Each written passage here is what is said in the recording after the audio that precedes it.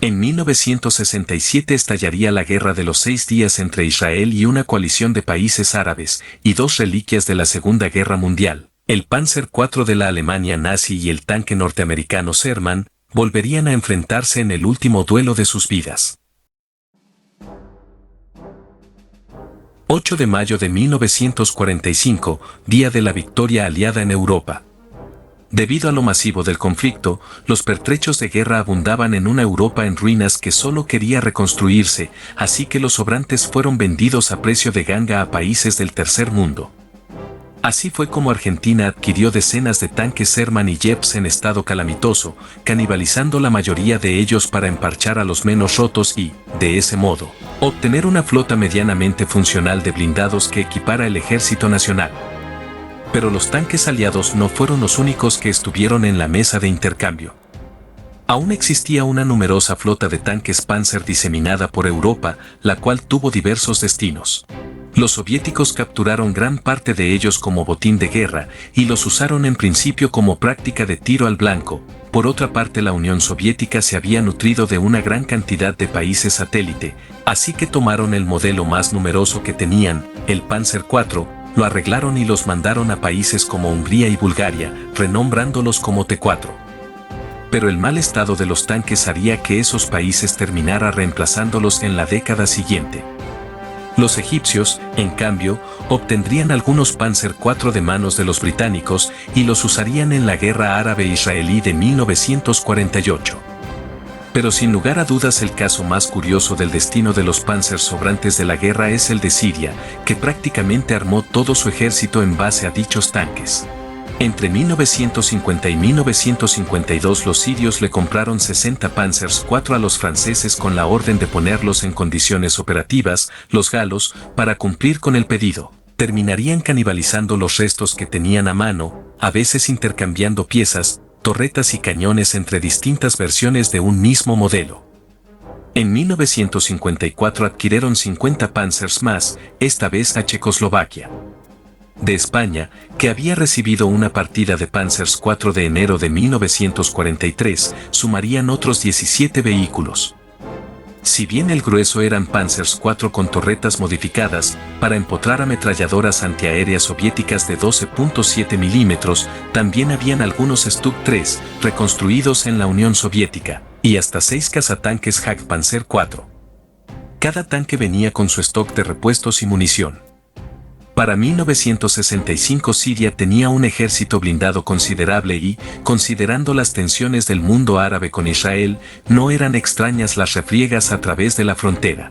Panzers IV sirios habían estado hostigando asentamientos israelíes y estos respondían al fuego con su Sherman, otra reliquia de la Segunda Guerra Mundial. Pero los Sherman israelíes no eran ni por asomo el modesto tanque mediano que los Estados Unidos había producido en masa durante la década del 40, utilizando la misma idea del Sherman Firefly británico. Los israelíes le cambiaron las torretas a sus M4 por otras provistas por Francia, que, como se ve, jugaba a dos puntas con Siria e Israel, proveyendo armamento bélico a ambos bandos, el cual incorporaba el poderoso cañón de 75 milímetros que tenía el tanque galo AMX-1375. Para 1965 Israel tenía 300 Sherman con cañones de 75 milímetros, conocidos como M50, y 180 Sherman reformados con el poderoso cañón modelo F1 de 105 milímetros que los franceses usaban en el nuevo AMX-30. Los M50 y M51 serían conocidos popularmente como Super Shermans. De esta manera dos viejos enemigos volvían a encontrarse en el campo de batalla después de 2 décadas, y la ocasión sería la Guerra de los 6 días de 1967. Para los israelíes, destruir Panzers con su propio ejército tenía un glorioso sabor a revancha.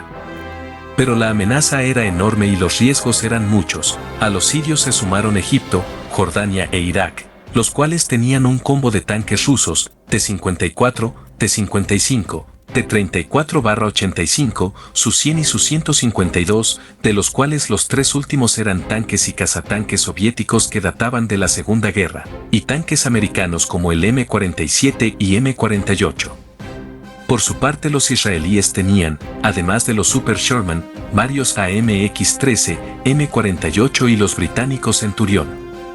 Mientras que la guerra fue dura en casi todos los frentes, el avance de los sirios desde el norte con sus anticuados panzers resultó inefectivo, solo avanzando 4 kilómetros en 72 horas. En poco tiempo Israel no solo obligó a los sirios a replegarse hasta sus fronteras, sino que capturó la Franja de Gaza, Cisjordania, la península del Sinaí y los altos del Golán, haciéndose con parte del territorio de sus agresores.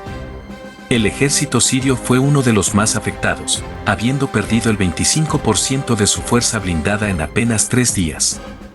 Israel capturó varios Panzers IV y Stuks III que terminaron exhibiéndose en museos locales. Otros quedaron abandonados en las montañas y apenas un par de decenas de Panzers sirios permanecieron operativos. A principios de los 70 quedarían almacenados o serían desguazados, mientras Siria buscaba la manera de modernizar su ejército a toda costa. La derrota aplastante de la fuerza blindada Panzer siria no implica necesariamente que el tanque alemán no fuera apto para la guerra en la década del 60, sino que, lo que parece más probable, es que la tripulación no hubiera sido entrenada como corresponde para un conflicto de estas características.